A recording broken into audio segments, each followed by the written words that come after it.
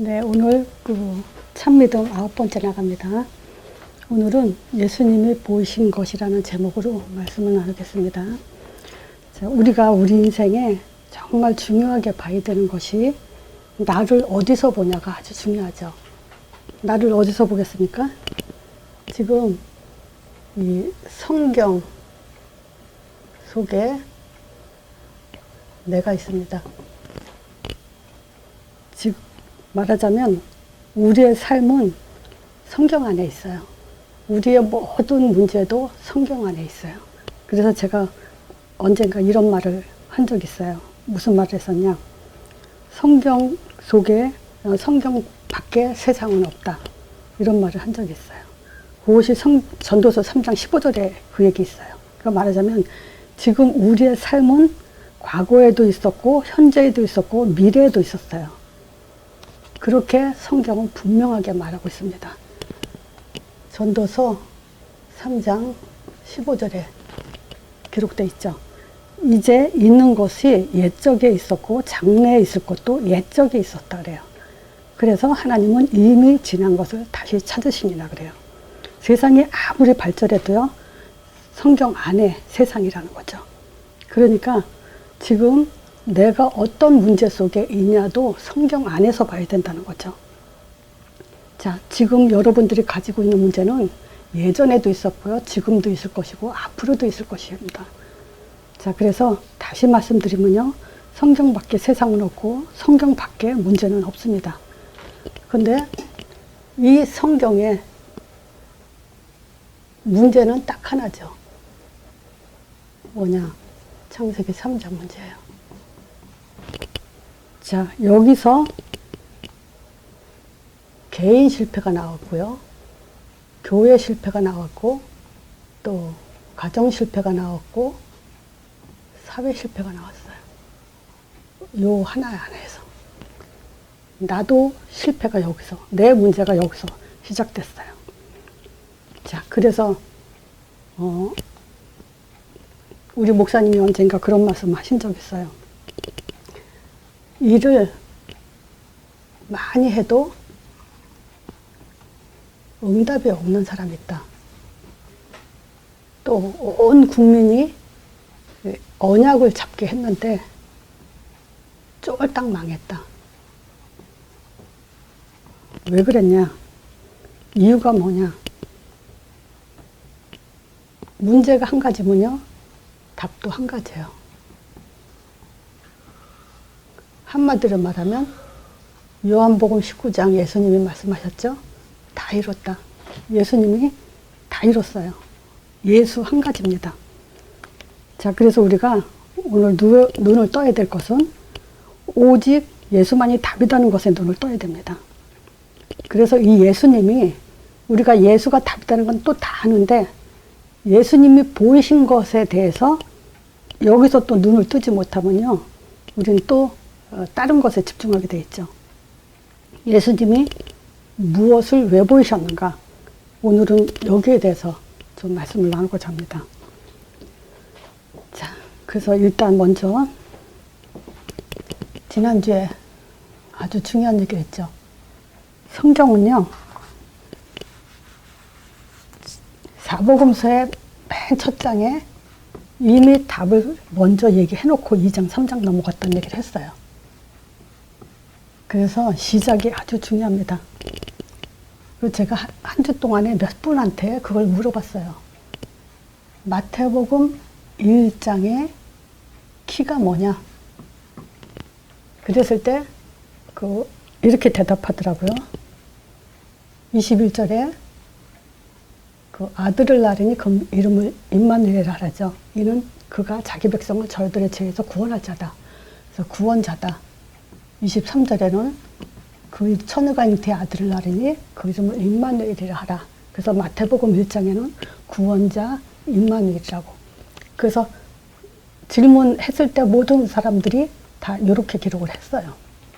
물론 제가 강조를 여기다 하기는 했지만 사실은 강조는 예수 이름에 있어요. 다시 말씀드리면요, 마태복음 1장 21절에 아들을 낳으니 그 이름을 예수라 하라 그랬어요. 또 처녀가 잉태의 아들 낳으니 그 이름을 임마누엘이라 했어요. 그래서 제가 그 제자훈련 1단계 3강에 그 끝부분에 아마 제가 예수 이름에 대한 뜻 2가지 구원자 임마누엘을 설명하면서 질문을 했어요. 자, 어떻게 구원받았냐? 그랬을 때 영접해서요도 아니고 예수 이름으로 내가 구원받았습니다. 이렇게 대답하라고. 예수 이름으로 내가 임마누엘, 하나님이 나와 함께 하십니다. 이렇게 대답하라고 일부러 꼭꼭 꼬집어서 설명을 했습니다. 왜냐하면 제가 신앙생활 하면서 또 현장 사역을 하면서 그렇게 꼬집어져도 놓쳐요. 진짜 기독교가 놓치는 게 한 가지 있다면 예수 이름입니다. 모든 신자들이 목사도 마찬가지고 장로, 선교사 모든 사람들이 가장 놓치는 것이 뭐냐면 이 예수 이름이에요. 그래서 우리의 시작은 예수 이름에 초점을 두면서 이것이 연결돼서 구원자 임마누엘이 연결이 돼서 그렇게 신앙이 심어져야 되고 뿌리가 내려져야 됩니다. 그래서 제가 이제 그거를 콕콕 집어주기 때문에 한 번 저한테 이렇게 오는 사람들은 거의 떨어져 나가지 않고 지속해서 뿌리를 내려요. 자, 그래서 질문을 하고, 메시지 하고 나서 그 키를 잡고 또 질문을 한번 해보세요. 그래서 여러분들은 지금 제가 1장의 키가 뭐냐 했을 때 뭐라고 생각하셨는지 저는 궁금합니다. 근데 분명히 구원자 임마누엘에 가 있을 거예요. 근데 오늘은 예수 이름으로 구원에 대한 거, 또 예수 이름이 임마누엘이라는 거, 요것에 이제 연결시켜서 키를 다시 또 잡으세요. 자, 마태복음 2장에는 영접이라 그랬죠. 영접. 그래서 제가 또 여기에도 질문을 하라 했죠. 무엇을 영접했냐? 제가 그 옛날에 그 현장, 저기 한국에 있을 때 그 전도하러 현장에 나갔을 때 제가 서현역, 그 분당의 서현역으로 좀 많이 나갔었거든요. 그때 우리가 전도할 때 보면 여러 명이 나가잖아요. 그럼 여러 사람들이 나갔을 때 이 사람들이 그 사람들에게 그 접근해가지고 제일 먼저 물어보는 게 뭐냐면, 혹시 교회 다니십니까? 이렇게 이제 물어보게 하죠. 근데 이제 거기서 대답하는 사람들이 주로, 교회 안 다니는데요? 이런 말 하는 사람도 있고요. 나는 교회 다녀요. 이러면, 교회 다니면 더 이상 더 얘기를 못 해요. 그리고 또 나는 하나님 자녀예요. 그래도 대답 못 하고. 또 성령이 나와 함께 하세요. 하나님은 나와 함께 하세요. 그런 대답을 하면, 아, 그렇습니까? 그러면서 그냥 전도를 못 해요. 더 이상 메시지를 못 해요. 근데 그거는 사실상, 확인한 게 아니에요. 우리가 확인이라는 것은 뭐냐면 영접의 내용이에요. 말하자면 교회 다니는데요 하면은 교회 다닌다고 다 구원받은 건 아닙니다 하고 메시지를 하더라고요. 근데 나는 하나님 자녀예요. 그러면 그 사람한테 더 이상 메시지를 못 해요. 그럼 어떻게 하나님 자녀가 됐습니까? 이렇게까지 좀 파고들 필요가 있죠. 그죠? 나는 하나님이 나와 함께 합니다. 그러면 어떻게 함께 하십니까? 이렇게. 그러면서 우리가 정확한 복음을 심어줄 필요가 있죠. 그걸 위해서 우리는 이런 훈련이 필요한 겁니다. 제가 지난주에 하고 또 한다고 생각하지 마시고 이제 이것이 현장에 우리가 어떻게 적용하면서 질문하면서 파고들 것인가 이 차원에서 이제 좀 들으셨으면 좋겠습니다. 자, 그래서 영접은 뭡니까? 무엇을 영접했냐가 중요하다 그랬죠. 그래서 예수 이름이라고 얘기했습니다. 자, 이 예수 이름을 영접한다는 것은 하나의 신앙 고백이에요.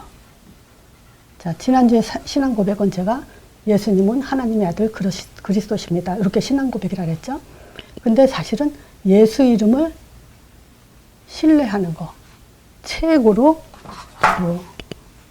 믿음을 갖는 거. 그래서 이 믿음이라는 것은 최고의 신뢰를 하는 거예요. 우리가 사람들이 나를 알았을 때, 그 사람은 참 좋은 사람이야 라고 칭찬을 받기 원하죠. 별 볼이 없는 사람이야 그러면 기분 나쁘던 것이 우리가 하나님께 영광을 돌린다, 하나님을 기쁘시게 한다라는 것은 뭐냐면 예수 이름을 최고로 신뢰하는 거예요. 어떻게 신뢰하냐? 예수 이름이 이름이라는 것에 대한 자긍심과 자랑과 긍지. 그러니까 하나님이 들으시잖아요. 그러면 하나님이 성령 보내주시잖아요. 그 이름으로 흑암이 꺾이잖아요. 이런 사실들이 힘을 갖는 거. 그래서 예수 이름에 힘입어 성경 기록 목적도 그러죠. 여기서 힘이 나야 돼. 다른 데서 힘 나면 그건 절대 틀린 겁니다. 자, 또 세 번째요. 마태복음 3장에 하늘 문을 열어놓으셨죠. 그래서 여기서도 우리가 질문을 할 필요가 있어요. 자, 마태복음 3장에 예수님이 세례 받으시면서 하늘 문이 열리고 성령이 비둘기같이 내리면서 그죠? 하늘에서 하나님의 음성이 들렸죠. 이는 내 사랑하는 아들이여 내 기뻐하는 자다. 그래서 오늘 같은 경우는 이 질문을 하면서 답을 주는 거. 그래서 키가 뭐냐, 또 무엇을 영접했냐,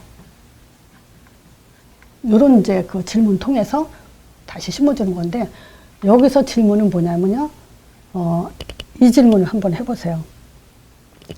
왜 예수 이름으로 성령이 역사하냐? 이런 질문이요. 왜 예수 이름으로 하늘문이 열리냐? 뭐, 그 질문이나, 주로 이제 그 성령이 역사하냐? 이 질문이 더,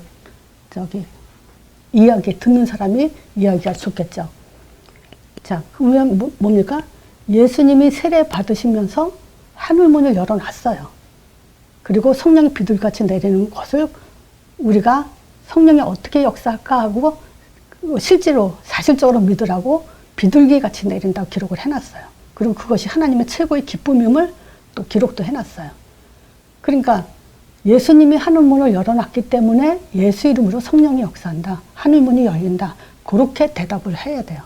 그래서 이런 질문을 좀 이렇게 하면서 콕콕 그 현장에 사역자들을 키우는데 대답을 할 수 있게 하면 듣는 사람도 더 이렇게 복음의 확신과 힘을 갖게 되죠. 또 마태복음 4장이요. 여기는 이제 예수님이 그 성령님께 마귀한테 시험 당하시면서 이제 말씀으로 흑암을 꺾어 놓으셨죠. 그래서 제가 옛날에 그 한국에서 그 환자, 그 질병 가진 사람한테 신방 가면서 제가 마태복음 3장, 4장을 갖고 이제 신방 말씀을 전달한 적이 있어요. 그래서 여기서 뭐라고 제가 그때 말씀드렸냐면요.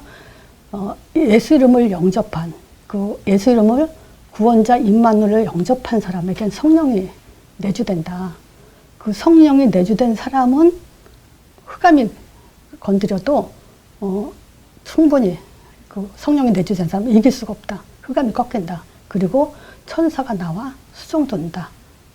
이제 이렇게 제가 이제 신방 메시지를 한 적이 있어요. 근데 물론 그 사람에게는 복음 뿌리가 안 내렸는데도 제가 그렇게 하면서 이제 나중에 차츰차츰 이것을 다시 심어줘야 되죠.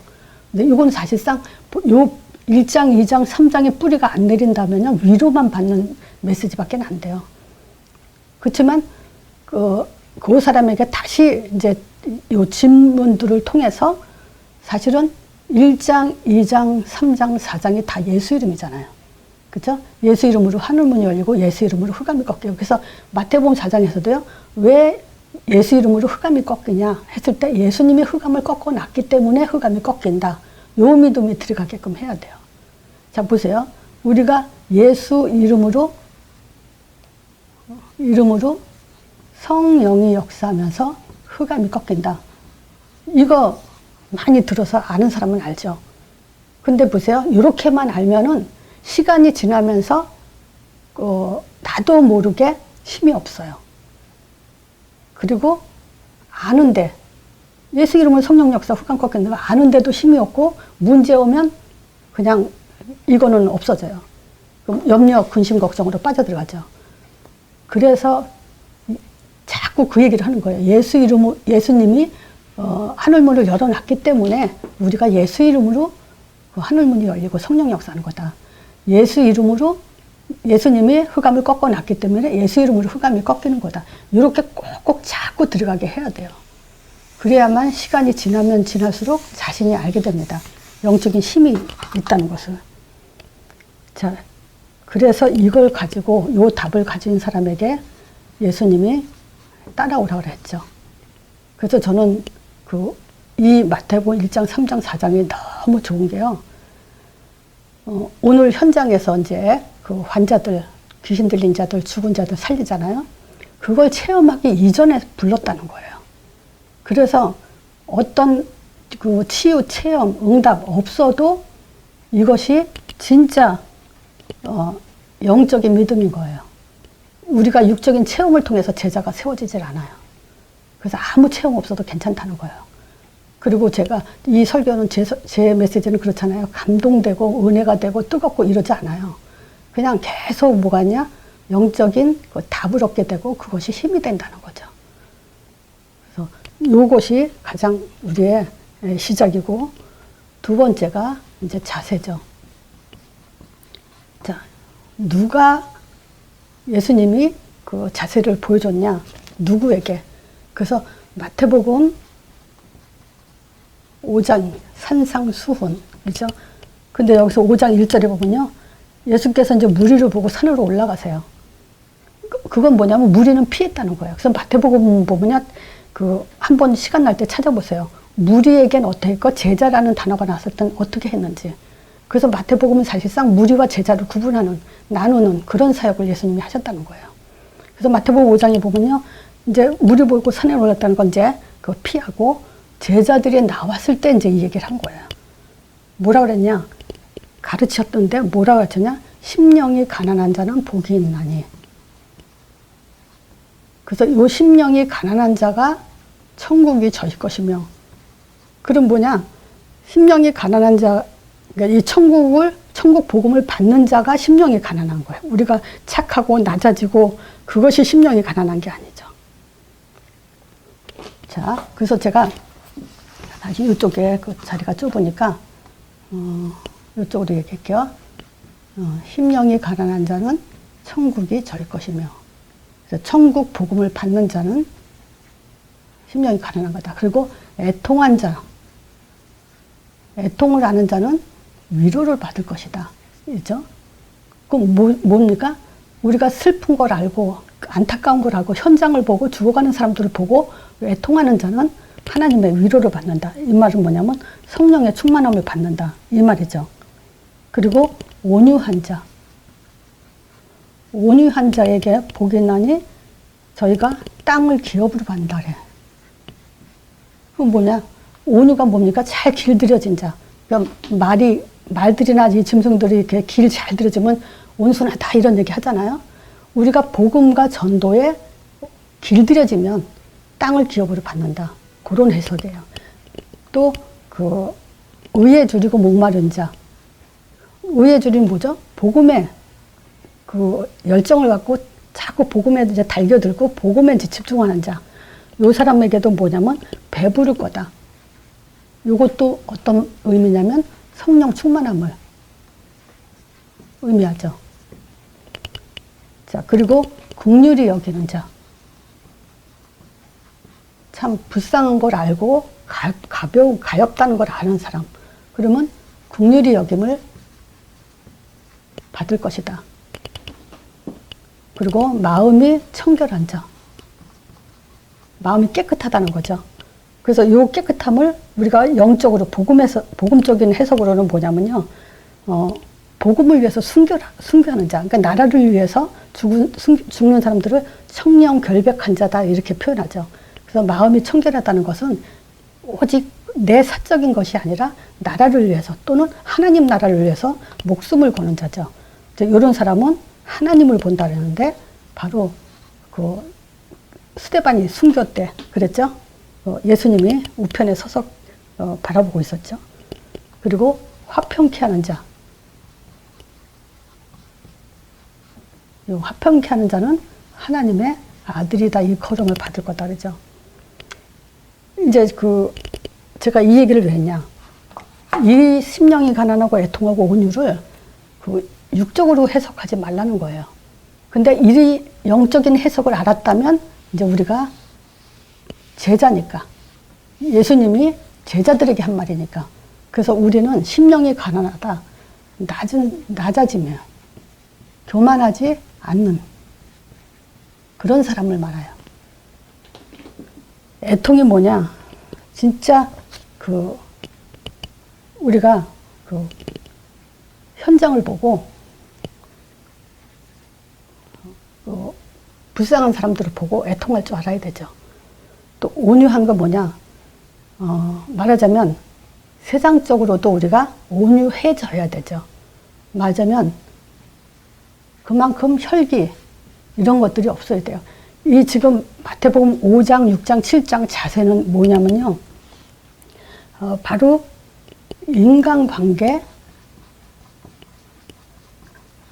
성공을 위한 메시지라고 보면 돼요. 그래서 우리가 복음을 알고 인간관계 성공하면요, 세계복음화는 되게 돼 있어요. 그게 두 가지 키입니다. 이게 세계복음화의 두 가지 키가 바로 복음과 인간관계예요. 그래서 의에 줄이고 목마른 자. 의롭다는 건 뭐죠?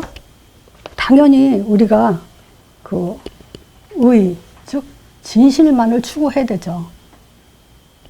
또 불쌍히 여길 수 있어야죠. 자, 제가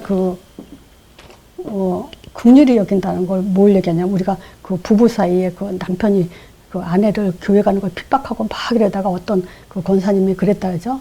어느 날 핍박받으면 남편을 이를 갈고 있다가 어느 날 갑자기 이제, 그렇지, 저 사람이 복음을도 모르고 하나님을 모르는데 저럴 수밖에 없지. 그러니까 불쌍해졌다 그러잖아요. 바로 그런 마음을 말하는 거예요.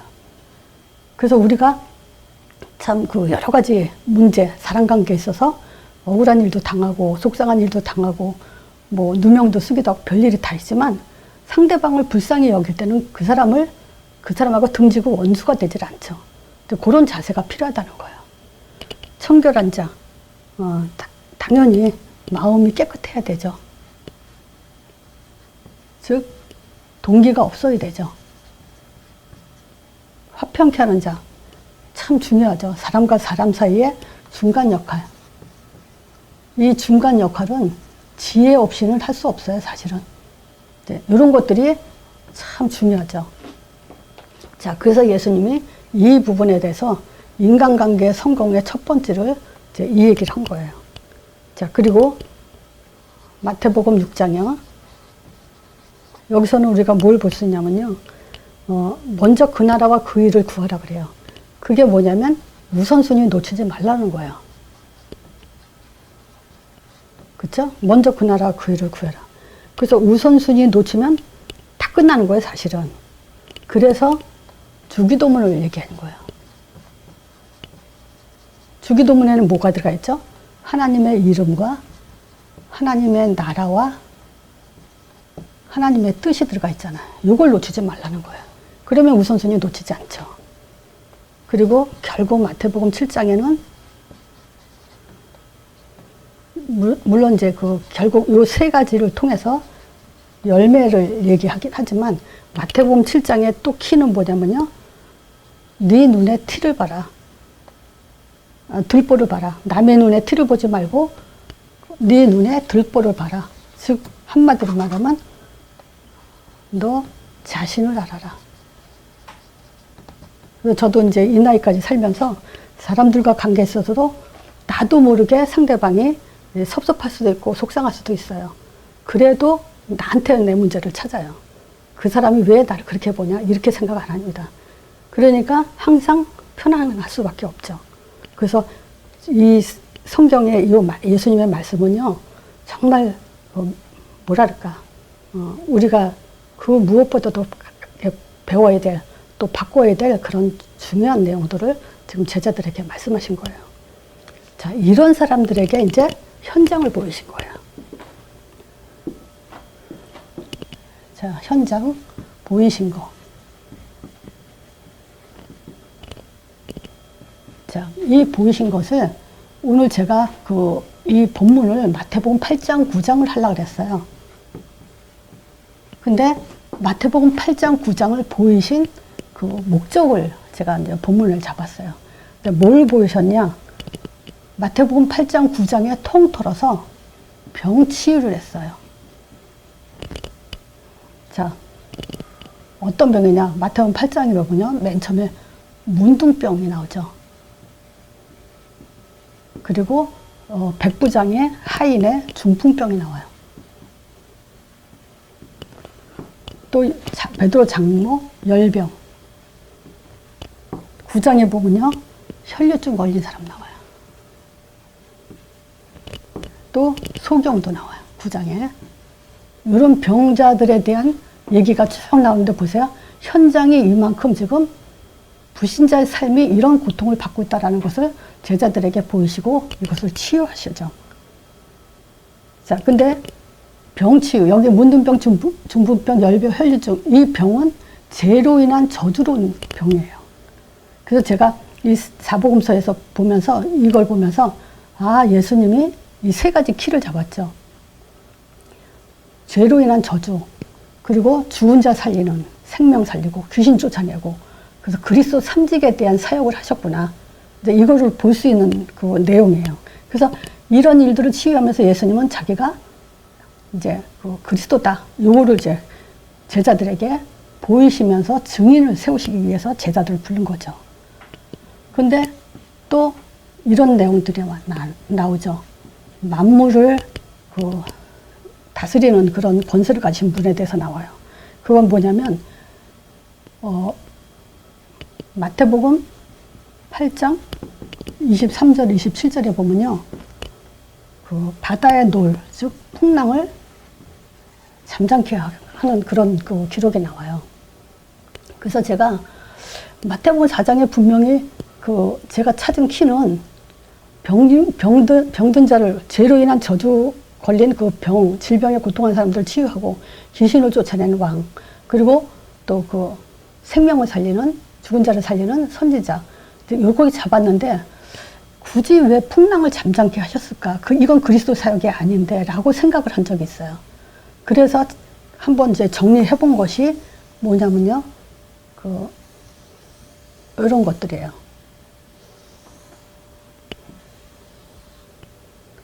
자, 예수님의 사역 마태복음 8장 9장에 통틀어서 얘기하자면 바로 이거예요. 하나님은 창조주시다. 그 창조주라는 것이 뭘 근거로 하느냐? 물이 포도주로 변하게 하죠. 그리고 오병이어 기적이요. 그래서 무에서 유를 창조하는. 그래서 예수님은 창조주시다. 이걸 보이시는 거예요. 그리고 생명의 주관자시다. 나사로 살리죠. 무화과 나무 잎을 저주하며 죽게 하죠. 또 풍랑을 잠잠케 한 것은 뭐냐? 만물의 주관자예요. 자, 그래서 물 위를 또 걸으시기도 하죠. 풍랑을 잠잠케 하기도 하죠. 그리고 또 영계의 주관자.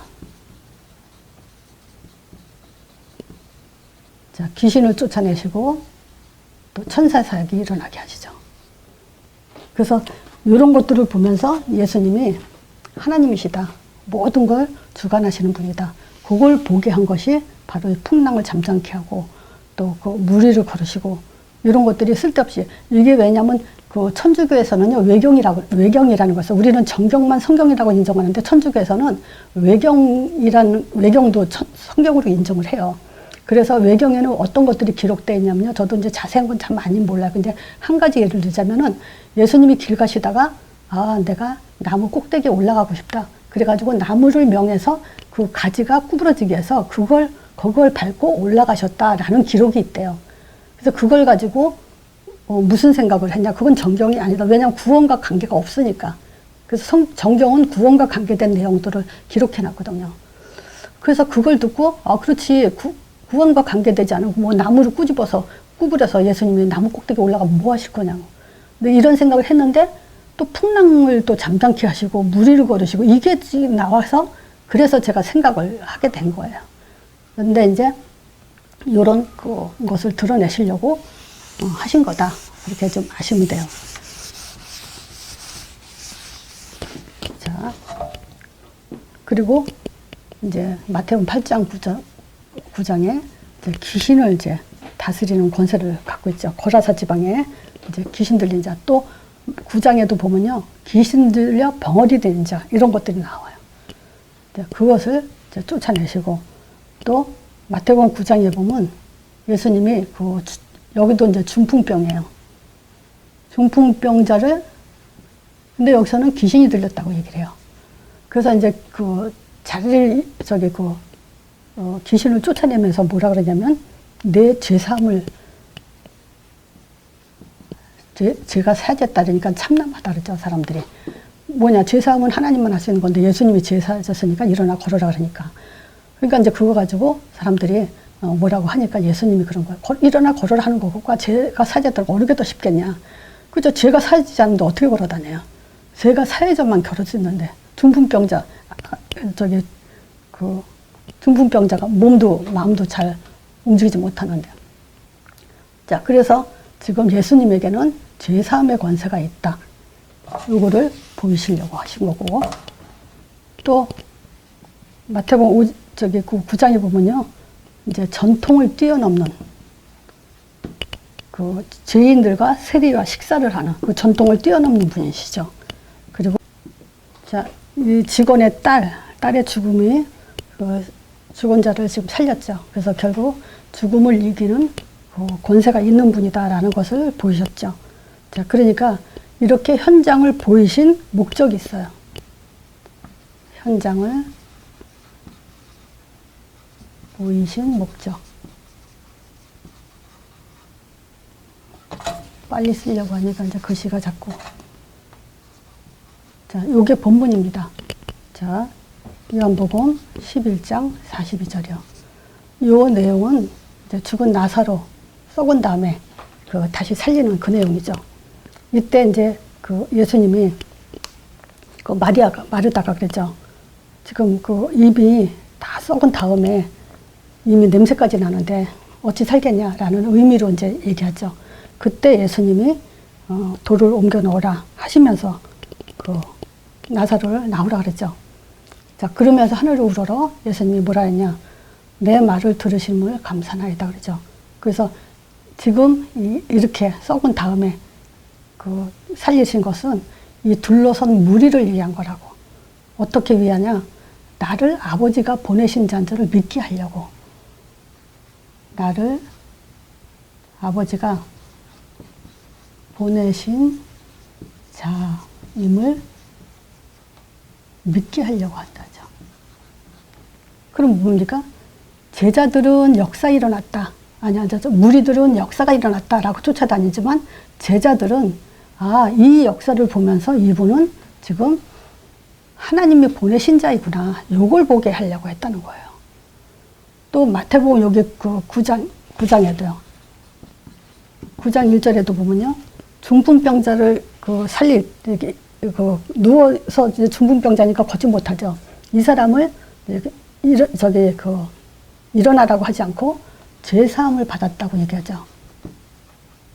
그랬을 때 이제 거기는 바리새인들이 어떻게 참남하다. 하나님만 이 죄를 사할 수 있는데 어떻게 저가 죄를 사할 수 있냐. 그리고 참남하다고 통탄하죠. 그때 예수님이 하신 말씀이 내가 죄사하는 권세가 있는 줄 알게 하려고 했다. 지금 말이죠. 시유하는 모든 목적이 나는 그리스도다. 그걸 증거하려고 했다. 죄사함의 권세를 알게 하려고 일으킨 거다. 이게 목적인 거예요. 자, 그리고 그 목적에 따른 보이신 결과 뭐냐? 천국 복음을 전파하시려고. 왜냐? 현장에 보니까 목자 없는 양같이 유리하며 방황하는 그런 현장을 보면서 예수님이 이제 통탄을 하시죠. 자, 안타까운 현장. 죽어가고 병들어 있는 현장을 보면서, 그리고 이 현장 때문에 기도 제목을 바꾸게 하죠. 뭐냐면, 일꾼이 없음을 탄식하죠. 그러면서 일꾼을 보내달라고 해라. 일꾼을 위한 기도를 해라. 자, 요거예요. 그래서 오늘은 정말 내가 복음을 안다. 성경에 내가 있다는 것은 이제 한 가지 답을 가지고 한 가지 문제를 해결하기 위해서 우리가 해야 될 것은 뭐냐면요. 요거 놓쳐서 나라를 잃어버리고 나를 잊어버리고 가정을 잃어버리고 후대를 잊어버리는 겁니다. 그리고 이 자세가 갖춰지지 않으면요. 가진 거 다 뺏깁니다. 다 놓치게 돼 있습니다. 그래서 이 두 가지가 돼야 제자 사역이 지속이 될 수 있습니다. 그리고 현장을 똑바로 봐야 돼요. 우리가 역사를 볼 것이냐, 영적인 것을 볼 것이냐, 육적인 것을 볼 것이냐. 그래서 결론은 그거예요. 지금 보세요. 치유받은 사람들의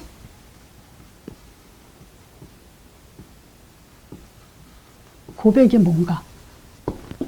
이 문둥병자가 예수님을 만났을 때 뭐라고 얘기하냐면요. 주여 원하시면 낫겠나이다. 하나님이 하시면 하실 수 있나이다 라는 신앙 고백을 했어요. 그리고 백부장 하인 중풍병자는 백부장이 뭐라고 신앙을 고백했냐. 다만 말씀으로 하옵소서. 그러면 내 하인이 낫겠나이다 그래요. 이런 고백이었어요. 그래서 이 백부장의 그 고백을 예수님이 얼마나 칭찬했냐면 본 자식들, 먼저 선택한 이스라엘 백성도 이런 고백한 적이 없다. 그들은 오히려 슬피 울며 이를 갈 거다 하면서 굉장한 칭찬을 했죠. 고백이 뭐냐? 주께서 원하시면 맡기는 믿음이죠. 그리고 말씀으로만 해도 낫겠나이다.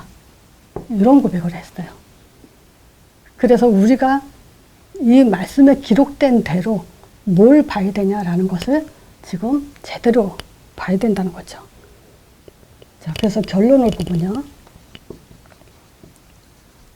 결론은, 자, 예수님이 보이신 것은 뭐냐? 하나님이 보내신 자, 나는 하나님의 아들이다. 이걸 보게 하려고 했어요. 그래서 이 아들은 아까 그려서 말씀드린 것처럼 창조주시고, 생명 주관자시고, 만물 주관자시고, 영계 주관자시다. 두 번째, 그리고 그리스도시다. 그래서 죄로 인한 저주를 치유하시고 생명을 살리시고 귀신을 쫓아내신 분이다. 그리고 예수 이름의 힘을 가지고 영적 사실에 대해서 신뢰하는 것이다. 그리고 증인이 되게, 어부가 되게. 이것이 하나님이 보이신 목적이에요. 그래서 우리는 정말 다 가지고도 열심히 일하고 또 다 놓치면 너무 억울하죠. 신앙생활을 어차피 해야 되고 신앙생활 속에서 우리는 분명한 응답을 봐야 됩니다. 그렇죠? 어떤 응답이요? 성경대로 응답. 이 응답을 받아 나가야 되는데 알면서도 못 받는다면 너무 억울하죠. 그래서 한 주간 예수님이 보이신 것에 대해서 시작과 자세 그리고 현장을 눈을 뜨면서 우리가 좀 더 내 믿음이 성경적 믿음이다 라는 그 믿음 속으로 들어가는 시간이 되길 바랍니다.